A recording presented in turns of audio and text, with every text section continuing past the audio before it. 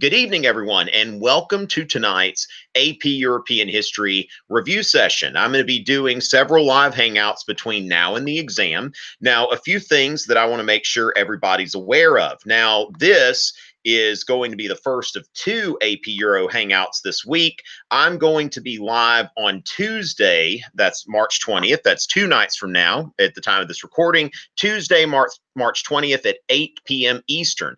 I'm going to be live with Chris Freiler, who is the author of the AP Achiever Exam Prep Guide. Chris also sat on the committee that redesigned the AP European History exam. This guy knows a lot about it. He's going to be talking about his book, which is an excellent book. I highly recommend it. And he's also going to be taking some questions, and we're going to be going over some of the differences between this year's exam and last year's exam, which hasn't been thoroughly redesigned, but revised a little bit. Also, I want to let everyone in Texas know, especially if you're in the Dallas-Fort Worth area, I'm going to be doing a live review session on Saturday, March 31st, 10 o'clock to 3 o'clock at Northwest High School in Justin, Texas. That is a little bit north of Fort Worth, Texas. $15 in advance, $20 at the door. You can sign up at my website, tomritchie.net/live. Now, if you're in Northwest ISD, Keller ISD, or South Lake Carroll ISD, your school district has already paid a flat fee for you to attend this for free. But if you're in another school district, you are still free to attend and to pay admission. Remember, you want to go ahead and get a hold of that in advance because you can save $5 from the door price. But of course, you're welcome to bring $20 to the door as well. So if you're in the Fort Worth area, make sure to spread the word. Now, finally, want to make sure, now some people are watching on YouTube, and that's fine. But really, if you want to watch from tomritchie.net/euro, now this is where I've got a lot of stuff that I'm going to be sharing with people. I won't necessarily put it on my channel. I'm going to be sharing it with people who are on my AP Euro students email list. So you're going to be getting things that I'm not going to be sending necessarily to other people. So go ahead and sign up for that AP Euro email list if you want to be kept up to speed when I'm broadcasting and when I'm putting stuff out there, some review tips and stuff like that, that I'm not going to be sharing with the general public. Now, remember also, my Romulus Euro review app is available at the App Store and on Google Play. Take a look at it. It's going to help you get ready. Lots of good content review. And of course, there's my 8-month writing clinic for people who are interested in a more thorough analysis of the DBQ and the LEQ than what's offered in my free videos. All right, and don't forget the 10-week study plan, ladies and gentlemen, which is also available on my website. The AP European History exam is in 60 days, so let's go ahead and start preparing. I've got some things here for you where you can go from week to week, and just looking at some things like if you want to go on the 10-week plan, you should have done the Renaissance last week, and then going ahead and getting into the Reformation. All right, so with that, want to make sure that you are aware of all of the things that I make available to people. Make sure to sign up for that email list at tomritchie.net/euro. But for tonight, let's go ahead and take some questions. Now, my friend Trey from Missouri let me know, from St. Charles, Perkinson's group, reminded me that it looks like Vladimir Putin has been reelected as president. So I think with about 72% of the vote, and in there we've got Boris Yeltsin. This is a Russian matryoshka.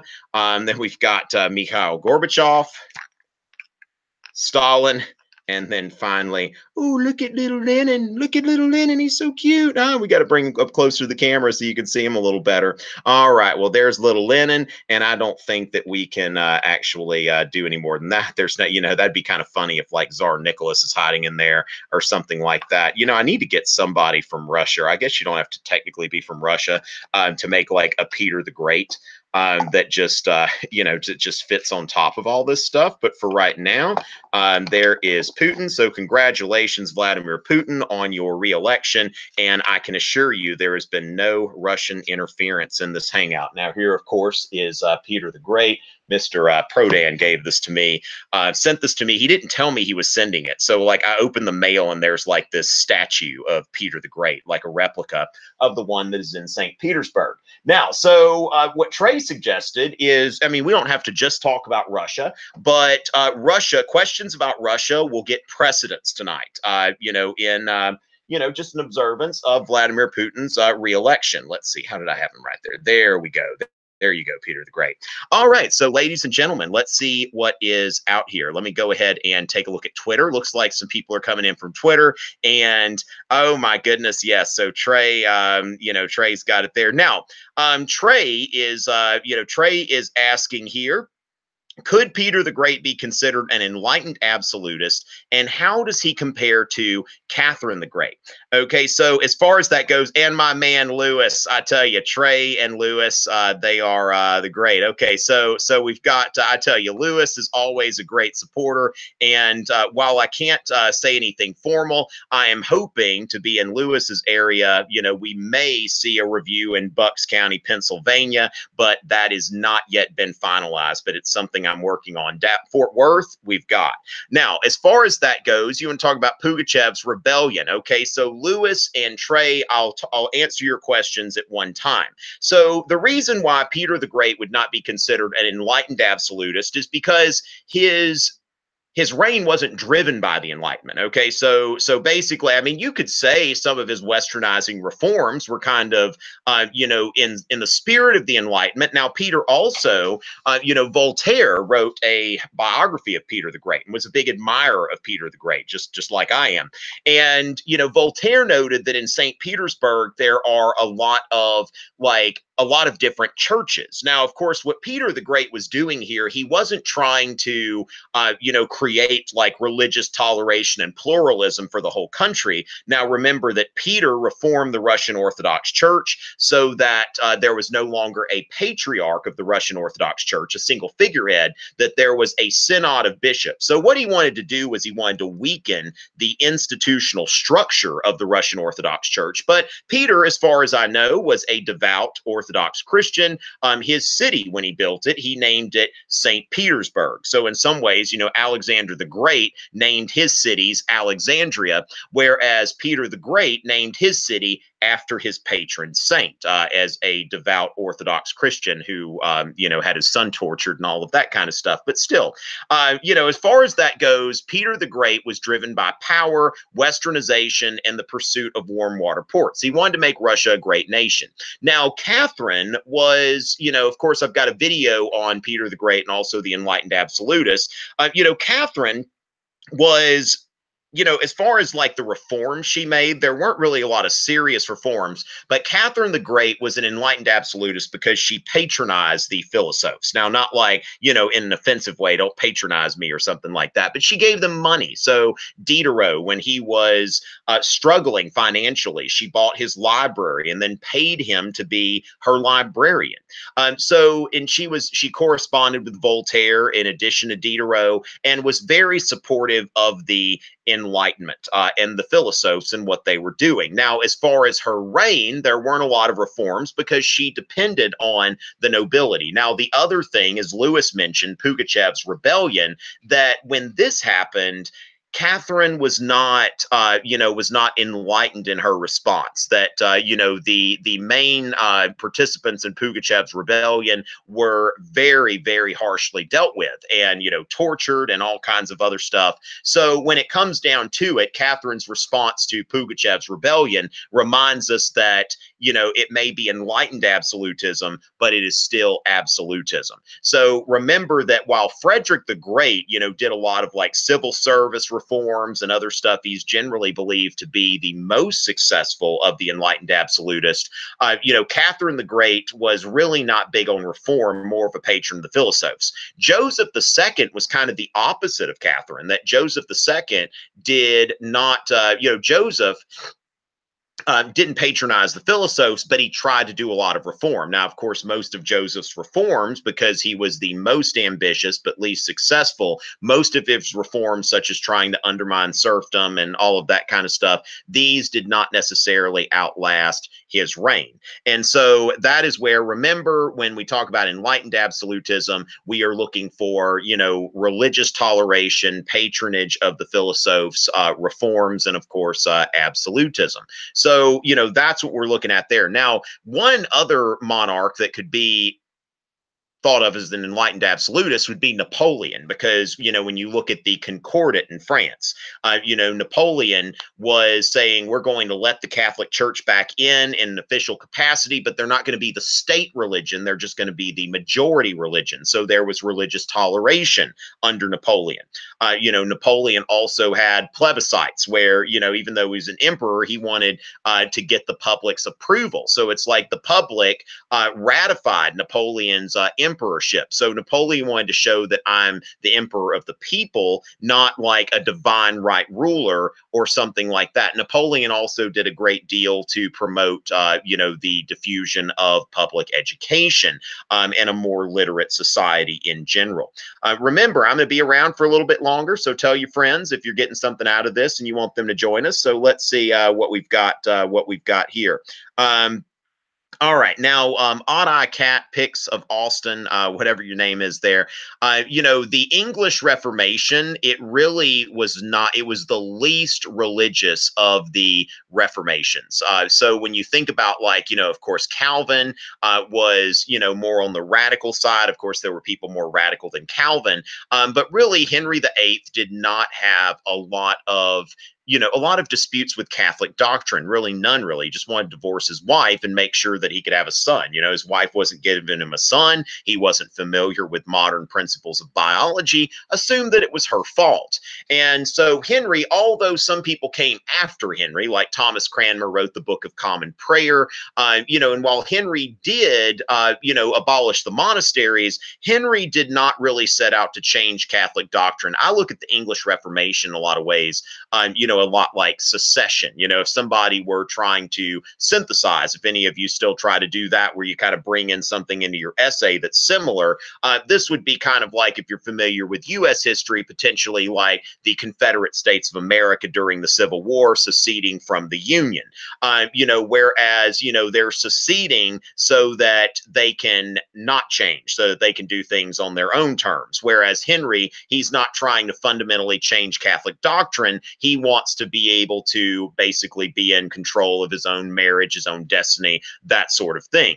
So the Book of Common Prayer comes around after Henry and really makes slight changes to the to the liturgy and the service and all of that, just like the Confederate Constitution was about 95% the same as the United States Constitution. So you've got some things that, where groups or individuals, they make a break, but they make a break not so they can radically change things, but just so they can have control and hopefully keep things the same on their own terms as they see it. So when I think about the English Reformation, now there are some people that don't even refer to Anglicanism as Protestantism, because remember that Henry VIII, yes, we got my friend Lewis on tomritchie.net/Euro. Make sure AP Euro students, y'all are signing up for my email list. That is very, very important, and that y'all are going to join me on Tuesday at 8 o'clock for my live hangout with Chris Freiler,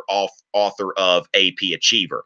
All right, so Lewis is over there on Twitter. Odd Eye Cat. We don't have too many people on Twitter right now. Now the diplomatic revolution of 1756, Kevin, I have to admit, I don't know what you're talking about. That is, maybe should I be embarrassed? I don't know. I'm not quite sure of that. Now, one thing that, as far as, let me go to the chat and see what people are doing there. I don't see much on Twitter. When I see Twitter's empty, Twitter's a great way to get to the front of the line, but let me go in on the chat. Let's see. Now, Bucks County is in Pennsylvania. It is, it is one of the directions from Philadelphia. It's close to New Jersey as well. Okay, so Alexis, Nicole, it's my boy Tom Ritchie. All right. Oh my goodness, no, no, no, no, no, no, no. Okay, so oh wow, the awesome kid. Thank you so much. Gave me $1. All right, so on the YouTube chat, like you can actually give me money, and I don't know if that's ever happened before. So thank you so much. Yeah, I'll be glad to shout out for $1 to awesome kid. Do you have a question? So let's see here. So as far as that goes, yes, Jordan Chapman, who I just had the pleasure of hanging out with in Kentucky. All right, so shall be okay. So we hear the gulag season. Oh my goodness, yeah, this is a mess on the chat. That's why a lot of times I disable the chat. Do you think I can outline how much you should know about the time period before the start of the AP Euro period? I'm not sure how much I need to know about that. Now, Ben, one thing that we need to remember is that, oh gosh, I'd love to go to Canada, Jackson, but as far as that goes, Ben, we need to remember that you want to know as much as you can. There really shouldn't be a thing like, how much do I really need to know for this? Now, there are sometimes, like the guy who on Twitter who said like the diplomatic revolution of 1756. I'm like, okay, that's probably like, I don't know what that is. But when it comes down to it, you really want to know as much as you can know without getting just too deep into the weeds. Okay. So, when you look at enlightened absolutism, Frederick the Great, Catherine the Great, Joseph the Second, the not so great, that sort of thing. But, there are a lot of topics where the more depth of knowledge you have, then the better you're going to do on the DBQ, the LEQ. Now, of course, I will during these hangouts. This is the first of many that I'm going to be doing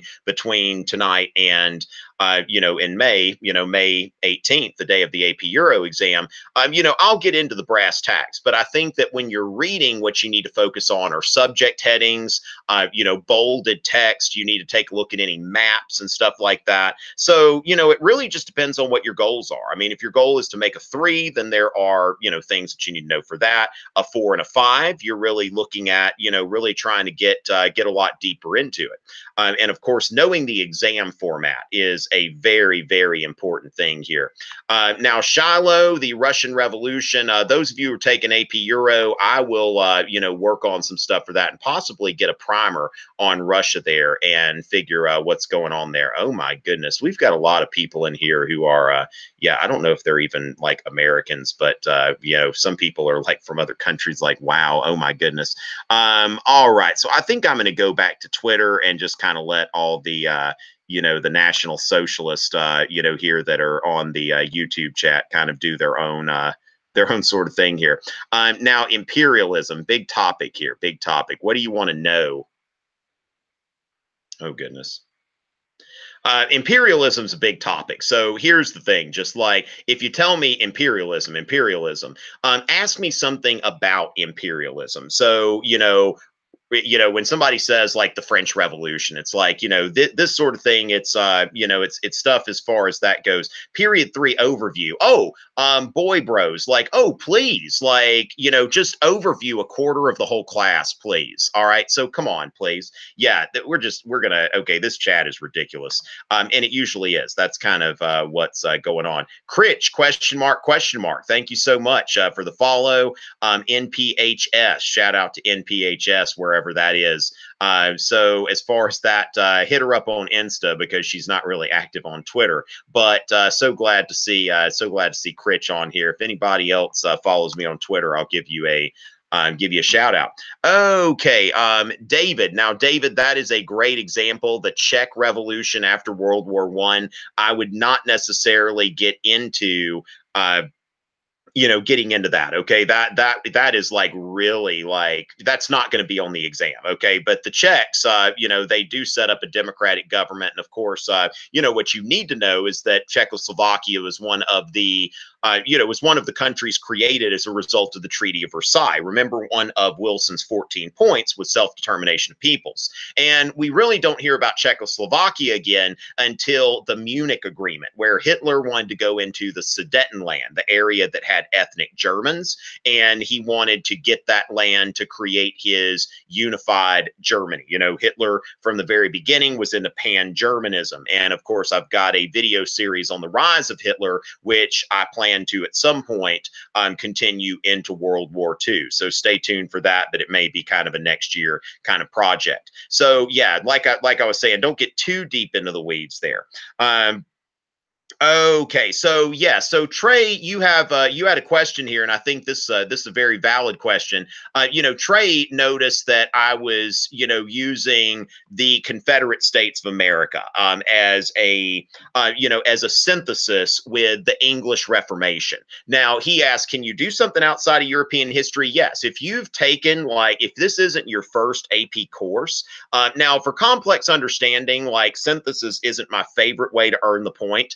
But as long as you can speak intelligently about it, and it's not just a superficial comparison, but you can explain why, and you can show how it kind of shows kind of a common historical principle, like another example of somebody breaking away, for other reasons besides, so that sort of thing, as far as breaking away in a governmental sort of thing, and not for necessarily like a, radical purpose, you can do that. You can do that, but make sure that you're careful with that. Now, also, you can use current events. So, Trey, you're somebody who follows, politics and stuff like that. For example, like on the Bismarck DBQ a couple years ago, there were a lot of people that made comparisons between Bismarck and Donald Trump. Now, if the comparison between Bismarck and Trump was substantive, that it really demonstrated how, okay, Bismarck challenged traditional conservatism, and here's how Donald Trump has done it, then that's something that, if that were properly explained, that earned a point. Now, if somebody just made a completely superficial comparison between Bismarck and Donald Trump, that didn't work. Okay, yeah, I'm talking about your buddy over here. Vladimir was excited to hear me talking about Donald Trump. He kind of chimes in now and then.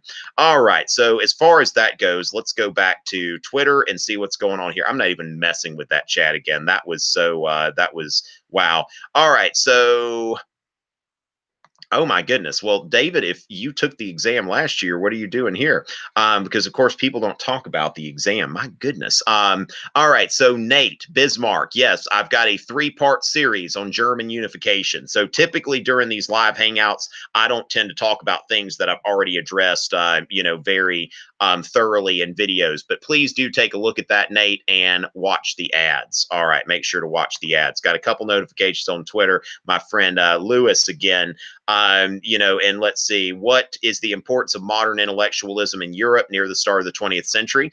Lewis, I've actually got a live hangout that I did a few years back. If you will search for Tom Ritchie Nietzsche, all right, you will find a hangout that I did. Yeah, so this is a couple of years ago. I did a live hangout with Miss Snyder's class in California. Love Miss Snyder and her students. And I go into modern philosophy. So I go into Nietzsche and Freud and all of that. So that's something to, oh my goodness.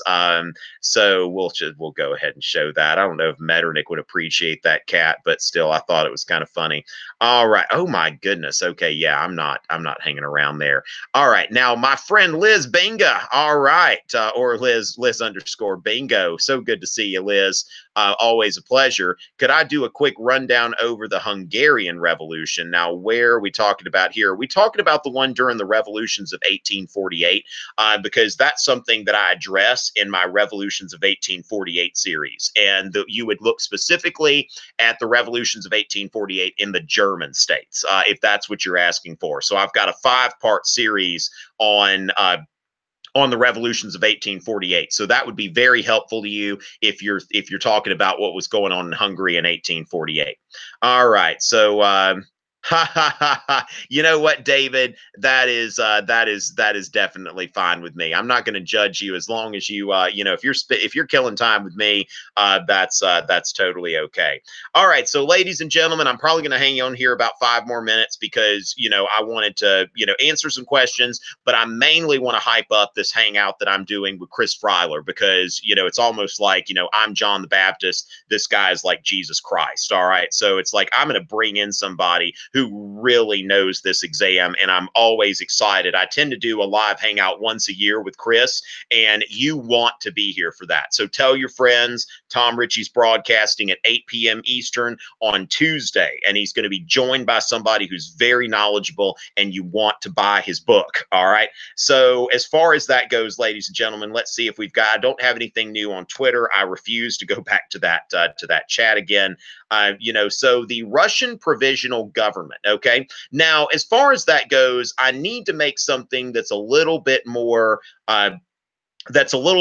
thorough with the Russian Revolution. Okay, now first of all, let me just give kind of a quick rundown. All right, so you've got the Russo-Japanese War, which was during the people have been typing in all caps imperialism, imperialism, imperialism. Now remember, those of you typing imperialism, imperialism, imperialism, somebody should meme that. So as far as that goes, ladies and gentlemen, that the Russo-Japanese War, you had the Chinese who resisted Westernization. And of course, they were defeated by the British in the Opium Wars. Western powers just basically carved out their spheres of influence. And then the United States comes in and they're like, hey, we're all going to just exploit wherever we want to. The Chinese, are falling to Western influence because of a refusal to westernize their technologies and such. The Japanese saw what was going on, and the Japanese decided after previously resisting Westernization. There was an interesting movie that I saw with, it had like the Kylo Ren guy and the guy from the that Mel Gibson movie. What was it called? The guy with the conscientious objector. But they play Jesuit priests who were in Japan, and there were some Jesuits that went to Japan in like the 16th, 17th century, and the Japanese eventually like expelled everybody that was from the West because they weren't having it. And then in the 1840s, when Commodore Perry from the United States goes to Japan, the Japanese start to westernize. And so by the time of the Russo-Japanese War, then the Japanese they've built a Western Navy. They've kind of gone Peter the Great style. I mean, so it's kind of ironic that the Russians, they were the first European power to lose a war to a non-Western power. And so the Japanese defeat the Russians in the Russo-Japanese War. Now, that, of course, a pretty big humiliation. And about that time was the Russian Revolution of 1905.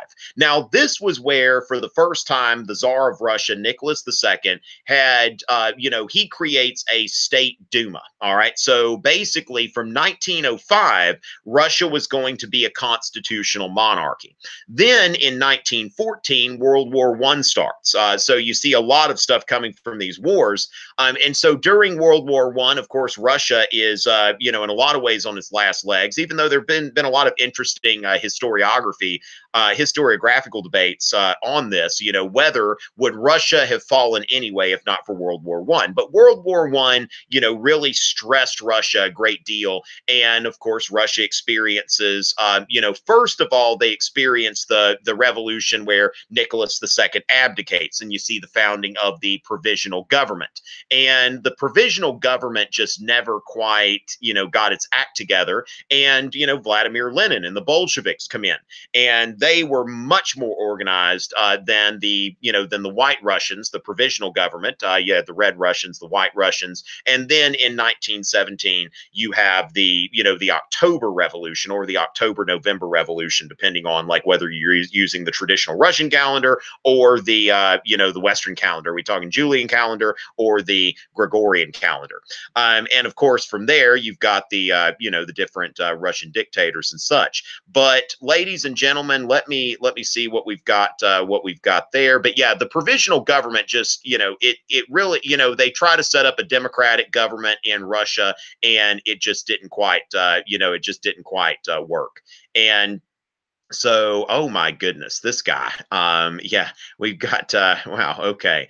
This guy followed me to Twitter from the from the chat. So yeah, these Eastern Europeans are pretty interesting people. You're up very late, my friend. All right, and so as far as that goes, yes, Trey, I did say imperialism. All right, it looks like he deleted that tweet. Trey, why? Why, buddy? All right. So as far as that goes, all right. Whoa, that tweet like got deleted already.